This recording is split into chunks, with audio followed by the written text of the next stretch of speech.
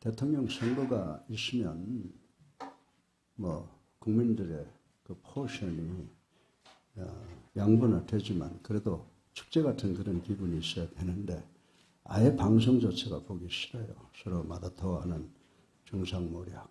그래서 관심을 참 갖기가 힘든데 관심을 꼭 가져야 됩니다. 관심을 가져서 헌법을 수호하려고 하는 사람을 골라서 투표하는데 그 결과는 하나님께서 책임지시는데 우리가 국민으로서 책임을 다해야 된다라고 하는 것을 다시 한번 말씀을 드리고 싶은 것입니다. 저는 이번 이 선거에서 대통령 후보자 중 한 분이 메타버스를 타고 선거운동을 달린다고 해서 그 의미를 제가 깊이 생각을 해보고 있습니다. 만약 그 후보자가 사용하는 이 메타버스라고 하는 단어가 제가 생각하는 그 단어라고 하면 우리 대중이 그 단어를 얼마나 이해할까에 대해서 의문을 갖고 있어서 제가 간단하게 이 말씀을 짚고 넘어가려고 합니다. 그래서 저는 메타버스를 여러 사전이나 정의를 인쇄한 그런 책을 보았더니 이 메타버스라고 하는 단어는 우리의 상상, 우리의 가상과 현실의 일치를 구체화시켜서 오늘 우리 인간들의 삶의 지평을 넓히는 노력이다. 이렇게 정의를 해놓았습니다. 그래서 저는 이 논리를 우리 성도들의 기도 생활에 적용을 시켜보니 이 우리의 가상이라고 하는 것은 시간과 공간 아니에요. 그러니까 이 시간과 공간 속에 꿈과 비전을 기도를 통하여 오늘 현실 속에서 성취시킬 수 있는 그런 도구적인 방법이다라고 생각을 해보았습니다. 그런데 그 신학자 중에 C.S. 루이스라고 하는 유명한 신학자가 이런 말을 했어요. 우리들의 가상적 시간과 공간에는 수많은 variable들, 사건들이 변화의 요인이 될 수가 있는데 그 수많은 요인들 중에 하나님과 사탄, 이 두 가지 요인은 변함없는 상수다, 요인이다, 변하지 않는 것이다 이렇게 말을 했습니다.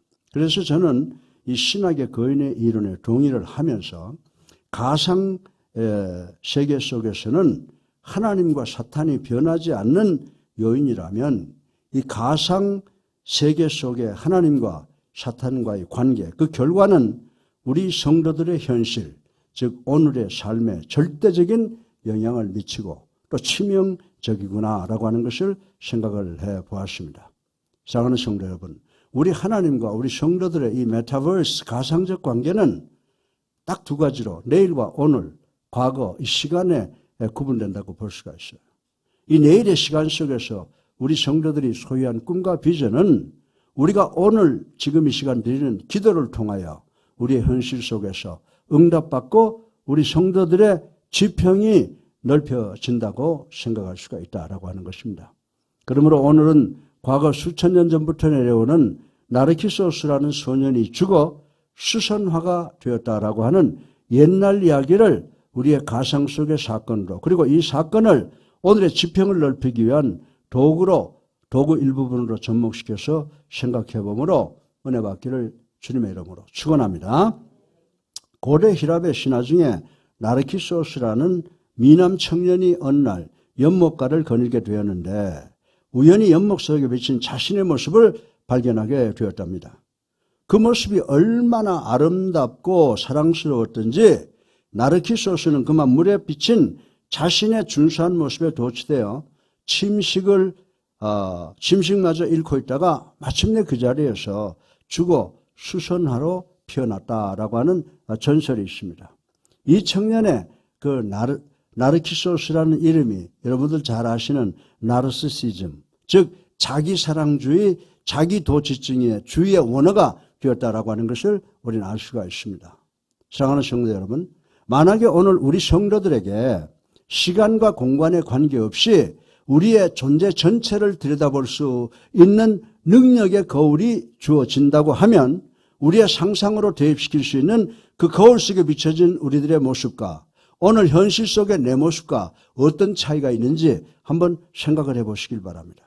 과연 우리도 이 나르키소스처럼 우리 자신이 내 모습이 너무 아름답고 사랑스러워서 스스로 도취되어 죽을 만큼 아름다운 모습이겠습니까? 아니면 오히려 외면하고 싶은 추한 모습이겠습니까?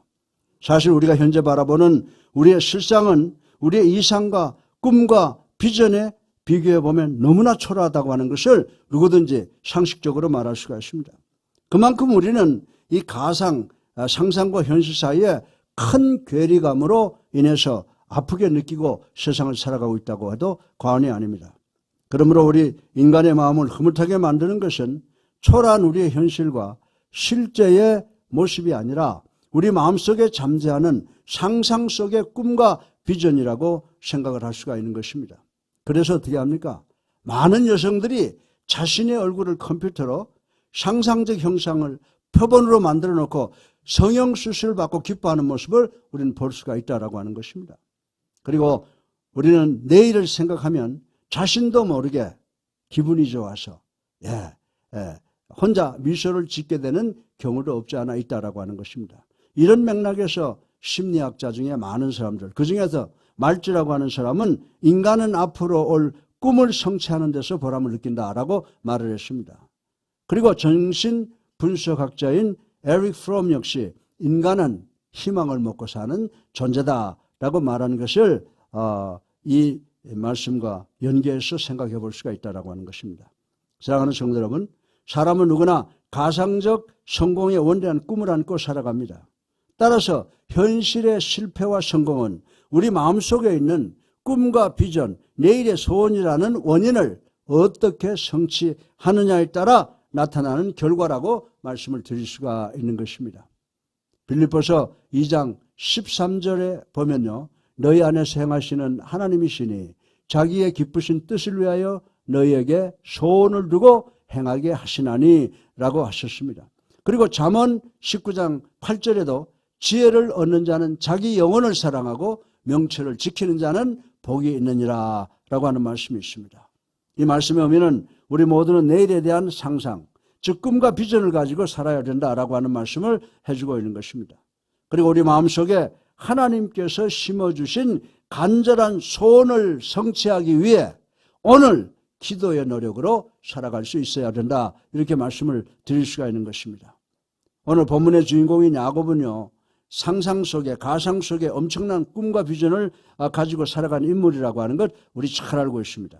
그는 자신의 가상 속에 꿈과 비전을 오늘이라는 현실 속에서 실현시키기 위해서 수단과 방법을 가리지 않은 사람이었다고 하는 것을 우리는 잘 알고 있습니다. 구체적으로 말씀을 드린다고 하면 자기의 꿈과 비전을 성취하기 위하여 형을 속여 장자의 자리까지 절도를 했을 뿐만 아니라 눈먼 아버지까지 속여 하나님의 축복을 독차지하려 했던 것을 우리는 잘 알고 있는 것입니다. 그런데 창세기 32장을 보면요, 야곱이 객지인 하란에서 큰 부자가 돼서 20년 만에 고향으로 돌아오고 있는 사건을 우리는 볼 수가 있습니다. 그렇게 성공을 안고 고향으로 돌아오는 야곱의 마음은 감개무량했을 것이 틀림이 없다라고 말씀을 드릴 수가 있습니다. 드디어 고향이 가까이 바라다 보이는 곳에 왔습니다. 이제 약복강 하나만 건너면 부모의 형제가 계시던 곳, 자신이 어렸을 때 그렇게 자라나던 그 고향 가나안 땅에 이르게 되는 것입니다. 야곱은 연약한 가족과 종들과 가축을 먼저 도강시키고 자신은 뒤에 남아 그날 밤 약복강가에서 노숙을 한 것이 성경에 기록되어 있습니다. 아마도 야곱은 하늘을 지붕 삼고 돌을 벽에 삼아 누웠을 것입니다. 그리고 그렇게 누운 그의 눈에는 달과 별들만 반짝였을 것이다 라고 상상의 그림을 그려볼 수가 있는 것입니다. 참으로 20년 만에 상상 속에 꿈과 비전을 이루고 성공해서 고향으로 돌아오는 감격은 체험해보지 못한 사람은 상상하기가 어려울 정도로 벅찬 것일 것이라고 생각을 할 수가 있습니다. 그러나 야곱은 문득 아직도 자신에게 분노했을 형 에서를 생각하니 갑자기 우울해지고 불안해지기 시작을 했습니다. 가상 속에서의 꿈과 비전을 성취한 현실적 기쁨보다 착착한 두려움이 자신의 생각을 사로잡기 시작을 했다고 하는 것입니다. 냉정히 자신을 반성해 보니까 자신은 위선자였습니다. 거짓말쟁이였습니다. 사기꾼에 불과했었습니다. 자신의 이익을 위해 남의 눈에 피눈물을 흘리게 했고 더욱이 형도 삼촌도 심지어는 아버지까지도 속여먹은 자신이었던 것을 생각해 볼 수가 있었습니다.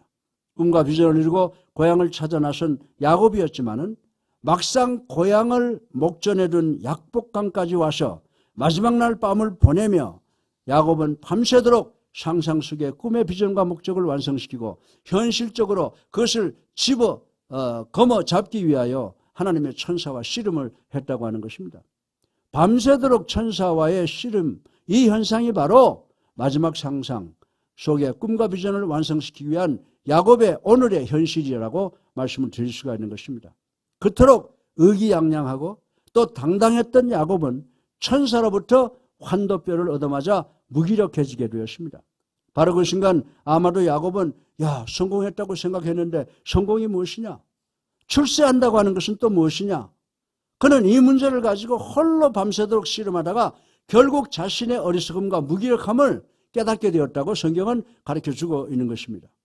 그 순간 야곱은 지금까지 자신이 상상했던 꿈과 비전을 이룬 오늘의 세상적 성공으로 자신만만했던 자신의 마음을 돌이켜 회개하는 기도로 다시금 하나님을 찾기 시작한 모습을 오늘 본문을 통해서 읽어볼 수가 있는 것입니다.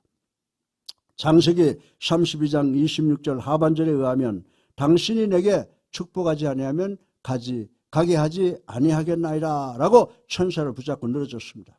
야곱은 드디어 이 어려운 오늘의 현실 속에서 하나님 앞에 겸손히 엎드려 하나님의 뜻과 섭리와 축복을 다시 찾기에 이르렀다라고 하는 것을 본문을 통해서 우리는 배울 수가 있는 것입니다. 사랑하는 성도 여러분, 이때 하나님께서 뭐라고 말씀하십니까? 이때 하나님께서 창세기 32장 28절을 통하여 그가 이르되 내 이름을 다시는 야곱이라 부를 것이 아니요 이스라엘이라 부를 것이니 이는 내가 하나님과 및 사람들과 겨루어 이겼음이니라 라고 축복해 주셨습니다. 다시 말해서 야곱은 출생부터 쌍둥이 형 에서보다 먼저 나오겠다는 다툼에서 형의 발꿈치를 잡고 나왔다는 의미가 뭘 이야기하는 것입니까? 패배를 뜻함을 생각할 때에 그는 패배자로서 이 세상에 첫 발을 들여놓았다라고 우리는 생각할 수가 있는 것입니다. 그러나 이제 야곱은 상상 속에 과거의 성공에 도취되었다가 약복강가에서 비로소 자신의 치욕스러운 현실을 깨닫고 온 마음과 힘과 뜻을 다해서 하나님께 축복을 달라고 간구하는 모습을 우리는 여기서 볼 수가 있는 것입니다. 사랑하는 성도 여러분, 인간적으로 볼 때 성공한 자 같으나 하나님의 눈에는 실패자였던 야곱. 그러나 그는 약복강가에서의 하룻밤에 오늘뿐만이 아니라 가상 속에서도까지 거듭나게 되는 모습을 우리는 볼 수가 있습니다. 그래서 이스라엘 민족의 조상이 되었어요. 여러분들 우리가 알기로는 아브라함이 이스라엘의 조상인 줄 아는데 실제로 혈통적으로는 야곱이 이스라엘 민족의 조상이 되었다라고 하는 것입니다. 다시 말해서 야곱의 12아들을 통해서 이스라엘의 12지파가 이루게 되는 것이라고 하는 사실을 우리는 볼 수가 있습니다. 약복강가에서의 그 마지막 밤은 세상에 꽂혀있던 야곱의 육적인 시선이 하나님께로 전환되어 영적으로 새롭게 거듭나는 결단의 현장이 된 것을 우리는 볼 수가 있다라고 하는 것입니다. 사랑하는 성도 여러분, 우리 교회는 42년의 역사를 자랑스럽게 걸어왔고 이제 3월 20일이 되면 창립 43주년에 이르게 되게 됩니다. 그동안 우리 가운데서 이루어진 성령의 역사에 감사를 올리면서 한편으로는 나태하고 잘못되었던 현실의 모든 것을 정난하게 고백함으로 43주년을 맞이하는 우리 역시 야곱처럼 영적 약복강 앞에 설 수 있어야 될 줄로 믿으시기를 주님의 이름으로 축원합니다. 그때 우리는 오늘의 현실 속에서 실패자 야곱의 예수사랑교회가 아니라 승리자 이스라엘의 예수사랑교회로 변화될 것을 믿는 우리 성도님들 되시기를 주님의 이름으로 축원합니다. 오늘 설교본론의 첫째로 우리는 약복강가에서 야곱이 상상하고 있던 이 뜨거운 소원을, 불타는 소원을 한번 생각해 볼 수가 있습니다. 사랑하는 성도 여러분, 성공하는 사람들은 어떤 사람이라고 여러분들 정의를 하십니까? 우리의 가상 속에서 분명한 삶의 목표를 정하고 뜨거운 소원으로, 불타는 소원으로 오늘 현실 속에서 하나님께 간절히 기도로 사는 사람들이라고 우리 다 말할 수 있을 것입니다. 그렇게 기도로 살아갈 때 그 사람에게 주님께서 지혜와 명철과 강한 능력을 주셔서 온갖 시련과 역경을 물리치고 그 뜻을 실현시켜 나갈 수 있게 되는 줄로 믿으시기를 주님의 이름으로 축원합니다.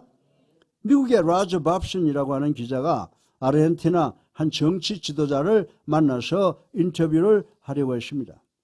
국민으로부터 가장 추앙받는 그 지도자는 인터뷰를 시작하기 전에 밥슨 기자에게 이런 질문을 던졌습니다. 유럽의 백인들이 먼저 정착한 것은 북미가 아니라 남미였습니다. 지하 자원들과 물도 북미에 비해 부족하지 않았습니다. 기후도 좋았습니다. 그럼에도 불구하고 왜 북미가 남미보다 더 잘 살게 되었다고 생각합니까? 라고 질문을 했다고 하는 것입니다. 젊은 밥슨 기자는 그의 질문에 대답을 하지 못했습니다. 그때 지도자가 웃으면서 이렇게 설명을 해 주었습니다. 분명한 이유가 있습니다. 남미는 스페인 사람들이 황금을 찾아온 땅이었지만 북미는 영국의 청교도들이 신앙을 위해서 찾아온 땅이기 때문입니다. 라고 답변을 해 주었다고 하는 것입니다. 사랑하는 성도 여러분, 여기에 근본적인 차이가 있습니다. 우리 인생도 마찬가지인 줄로 믿으시기 바랍니다. 우리 개인이, 우리 국민이 무엇을 위해 사는가, 인생의 목표는 무엇인가라는 질문에 대한 대답에 따라서 우리 개인과 우리 국민과 우리 인간의 삶도 또 국가의 운명도 판이하게 달라진다는 사실을 우리는 알아야 될 줄로 믿으시기를 주님의 이름으로 축원합니다. 오늘의 야곱은 환도뼈를 얻어맞았습니다. 고관절이 깨어졌음에도 불구하고 목숨 걸고 하나님께 축복 달라고 그 축복을 사모하며 천사와 밤새도록 끝까지 씨름한 모습을 우리는 본문에서 볼 수가 있습니다. 그때 어떤 현상이 일어났습니까? 야곱이 32장 26절 하반절에 뭐라고 말합니까? 당신이 내게 축복하지 아니하면 가게 하지 아니하겠나이다 라고 애걸 했습니다. 사랑하는 성도 여러분, 이 시대를 살아가는 우리 예수사랑교회가 현실적으로 이 세상에서 하나님과 씨름마저 불사할 정도로 사모하는 것이 있습니까? 그 사모하는 것이 무엇입니까? 우리 예수사랑교회 성도들은 복음 선교의 열정이 얼마나 불타고 있습니까? 혹 우리 교회가 과거에 자기만족 속에 빠져 선교의 열정이 식어가고 있지는 않습니까? 우리나라의 경우 전 인구가 지금은 그렇게 안 되겠지만 과거에 보면은 20%에 해당되는 크리스찬이 있었다고 그랬습니다. 그 계산해 보니까 약 1200만 명 기독교가 신자가 있었다고 하는 것입니다. 그리고 세계적으로 보면은 70억 인구 중에 30%에 해당되는 21억이 그리스도인이라고 하는 통계가 나와 있습니다. 우리는 이런 통계를 어떻게 생각하며 받아들이겠습니까? 혹 우리나라의 80%의 국민과 70%에 달하는 남은 세계 인구가 그리스도를 영접하지 않아도 그저 우리만이라도 평안히 예수 믿고 교회 다니면 되는 것이라고 생각하지는 않습니까? 세계적인 문제는 잠시 접어두고라도 우리 전 국민을 그리스도인 되게 하기 위한 선교적 열정이 과연 우리에게 있느냐라고 하는 것입니다. 우리 교회 속에 흘러내려오고 있는 교회의 경신과 일치, 민족 역사 발전과 그리고 국내의 선교에 대한 책임의식과 열정으로, 뜨거운 열정으로 영광 돌리는 우리 성도님과 우리 교회가 되시기를 주님의 이름으로 축원합니다. 둘째로 우리는 약복강가에서 야곱은 현실을 잡기 위해서 주어진 기회를 놓치지 않았음을 볼 수가 있습니다. 어떤 알코올 중독자에게 두 아들이 있었답니다. 도저히 두 아들을 키울 수 없을 것이라고 판단하고 사회복지과 입양 직원에 의해서 이 두 아들을 각각 다른 집으로 입양을 보냈습니다. 수십 년이 지난 다음 이 두 아들의 삶의 결과가 궁금해서 복지과 직원들이 추적을 했다고 하는 것입니다. 과연 이 두 아들의 삶이 어떻게 달라졌다고 여러분은 생각을 하십니까? 입양과 직원이 첫째 아들을 찾아가 보았더니 아버지와 똑같이 알코올 중독자가 되어 수용소에 갇혀 있었다고 했습니다. 그래서 질문을 했습니다. 아니 어떻게 당신도 이렇게 살 수 있단 말이오? 라고 물었습니다. 그때 그 아들이 너무나 당연하다는 듯이 이렇게 대답을 했습니다. 아니 아버지가 알코올 중독자인데 어떻게 내가 알코올 중독자가 안 될 수 있단 말입니까? 라고 퉁명스럽게 원망하는 불평을 내뱉더라는 것입니다. 부전자전이라는 말이 맞는 듯합니다. 운물이 맑아야 아랫물이 맑다는 말도 맞는 것 같습니다. 여러분 꼭 그렇다고 생각하십니까? 꼭 그렇다고 생각하십니까? 입양가 직원은 이번엔 둘째 아들을 찾아갔습니다. 그런데 동생은 형과는 전혀 다른 삶을 살고 있었습니다. 동생은 사랑하는 아내와 어여쁜 자녀들과 함께 아주 단란한 가정을 꾸며가면서 행복하게 살고 있었다고 하는 것입니다. 그래서 놀라서 질문을 했습니다. 아니 어떻게 아버지와 이렇게 전혀 다른 삶을 살 수 있습니까? 라고 질문을 했습니다. 그때 아들이 당연하다는 듯이 대답을 했습니다. 아니 당연하지 않습니까? 아니 아버지가 그렇게 살았었는데 내가 어떻게 아버지하고 똑같은 삶을 살 수 있단 말입니까? 라고 했다고 하는 것입니다. 여러분 타산지석이라는 말 잘 알죠? 병가지 상사란 말이 맞는 것 같습니다. 두 아들이 살아온 삶의 조건은 똑같았습니다. 똑같은 환경에서 자랐으나 그러나 그 결과는 너무나도 판이하게 달랐습니다. 왜 그렇습니까? 어떻게 생각하십니까? 두 아들은 똑같은 아버지의 DNA 유전자를 받고 똑같이 처절한 불행한 환경 속에서 삶을 시작을 했습니다. 그러나 한 사람은 알코올 중독자가 된 것이 너무 당연한 노릇이라고 생각했지만 또 다른 사람은 알코올 중독자가 되지 않는 것이 너무나도 당연하다고 생각을 했습니다. 사랑하는 성도 여러분, 여러분의 생각 차이, 여러분의 판단 차이, 결국 삶의 결과까지도 엄청나게 다른 차이를 가져온다는 것을 우리는 알아야 되는 줄로 믿으시기 바랍니다. 여러분의 생각의 차이가 이렇게 중요한 의미를 가지고 있다라고 하는 것입니다. 우리는 지금 어떤 가상적 꿈과 비전을 가지고 있습니까? 그 꿈과 비전을 위하여 오늘의 결단을 실천하며 살아가고 있습니까? 사랑하는 성도 여러분, 자기의 꿈과 비전을 성취한 사람, 성공한 사람은요, 어떤 사람일 것 같아요? 첫 번째로 기도하는 사람이라고 그랬죠. 두 번째 뭐예요? 그 즉시 기회를 포착하는 사람이라고 오늘 본문은 우리에게 가르쳐주고 있습니다. 신속하게 결단해서 절대로 자기에게 주어진 기회를 놓치지 않는 것입니다. 우리의 삶은 곧 기회의 연속이라고 말씀을 드릴 수가 있습니다. 만약 기회가 없이 살아가는 인생이 있다면 그것은 생존이지 결단코 생활이 아닌 것을 우리는 명심해야 되는 줄로 믿으시기를 주님의 이름으로 축원합니다. 여러분들 기회라는 거 멋진 거예요. 이 기회는 생활의 참 멋이요 삶의 가치라고 하는 것을 우리는 알아야 된다라고 하는 것입니다. 야곱은 약복강가에서 하룻밤을 노숙하며 그 시간을 하나님과 씨름하는 기회로 삼았다라고 하는 것입니다. 때때로 사람은 인생의 깊이를 생각하게 하는 기회를 접할 때가 많이 있습니다. 육신이 병들어 투병하고 있을 때, 혹은 사업이 실패했을 때, 혹은 가정에 중대한 문제에 직면했을 때, 혹은 죄와 허물이 생각날 때 등등이라고 하는 것입니다. 이런 상황이 벌어질 때 우리는 하나님과 씨름하는 계기로 삼아야 된다는 사실을 명심하시기를 주님의 이름으로 축원합니다.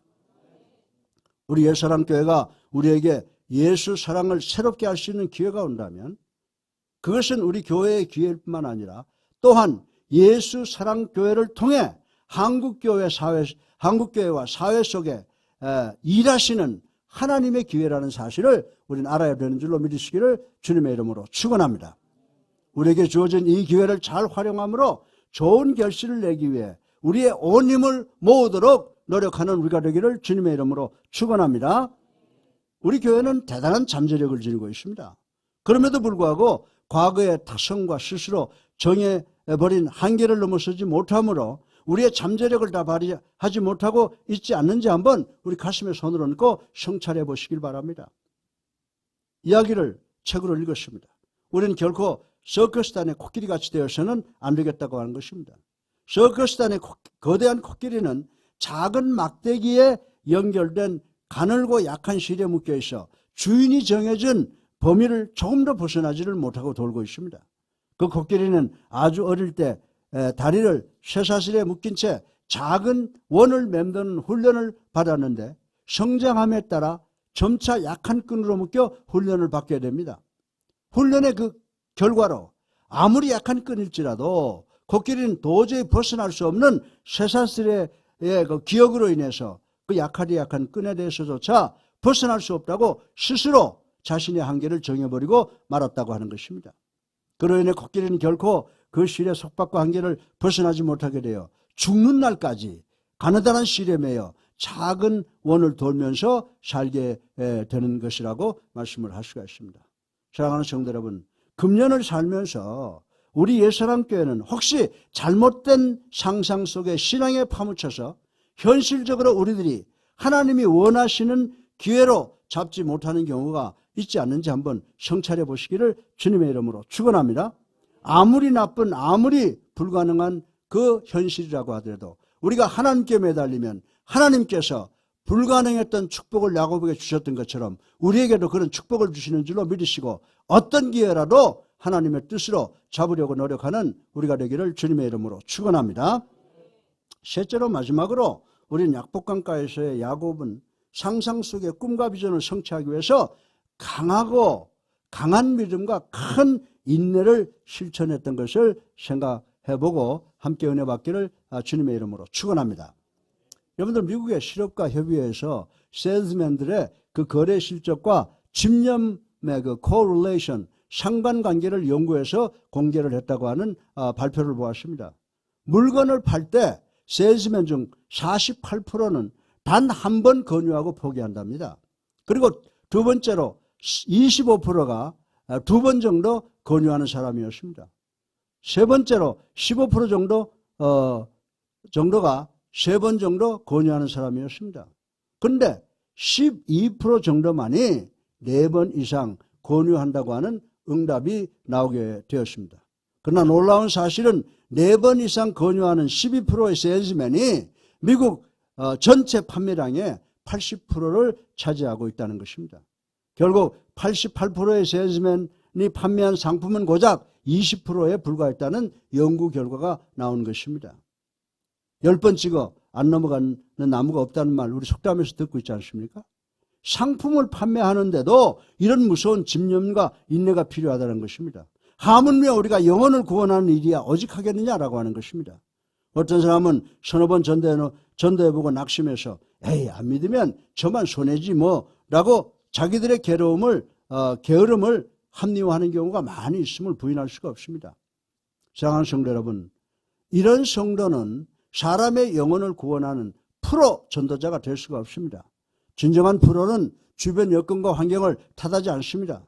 오직 할 수 있다는 믿음을 가지고 큰 것을 인내하며 최선을 다하는 사람들이라고 하는 사실을 우리는 알아야 되는 줄로 믿으시기 바랍니다.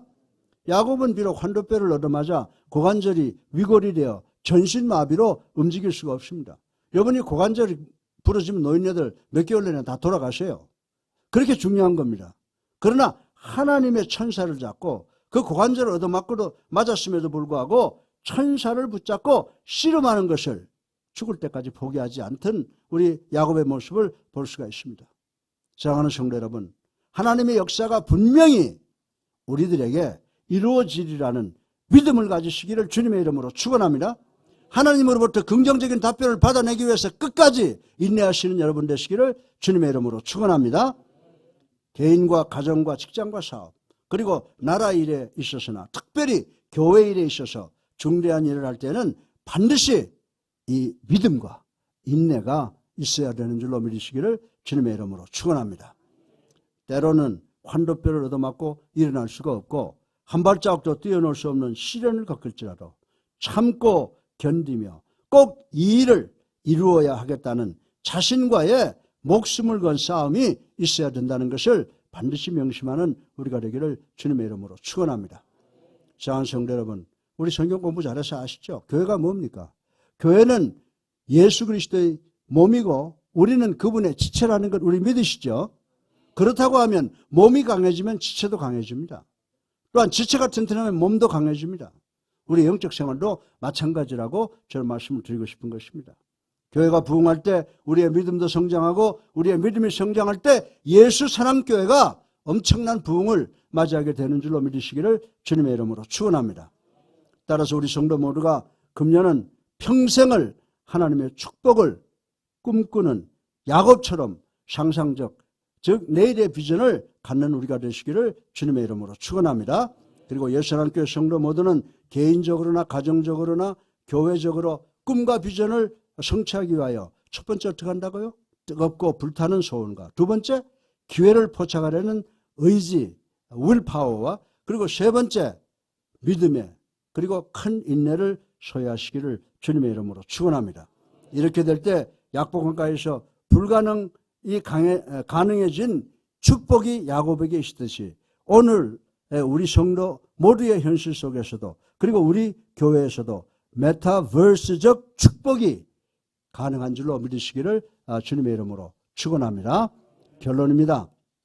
사실 우리는 평생 동안 그 내일 가상적 시간과 공간의 꿈과 비전의 성취를 위하여 오늘도 하나님께 열심히 기도하며 살고 있다고 말을 해도 과언이 아니라고 저는 생각합니다.